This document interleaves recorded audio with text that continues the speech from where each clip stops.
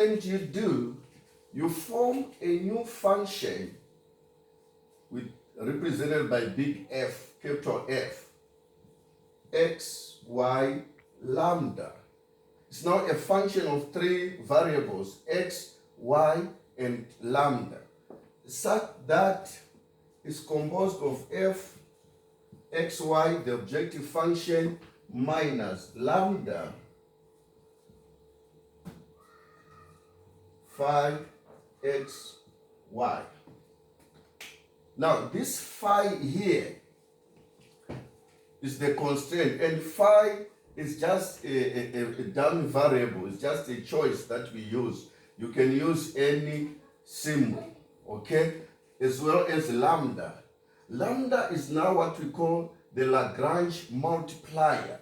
So this is affecting or constraining this function. So we then want to optimize this. And then you do exactly the same as in the previous section, where you find the partial derivative of f with respect to x, then you equate to 0, the partial derivative of f with respect to y, then you equate to 0.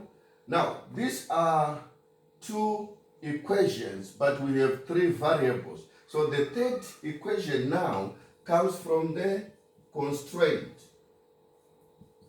So you will now have three equations and three unknowns. So we solve for x, y, and lambda.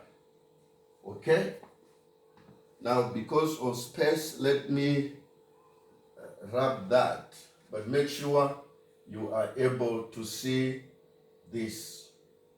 Okay?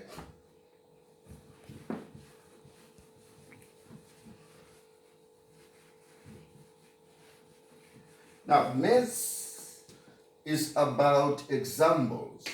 We don't really pass maths without doing activities. So let's look at an example. Number 1. Find the maximum and minimum values of z. Find the maximum and minimum values of a function z equals to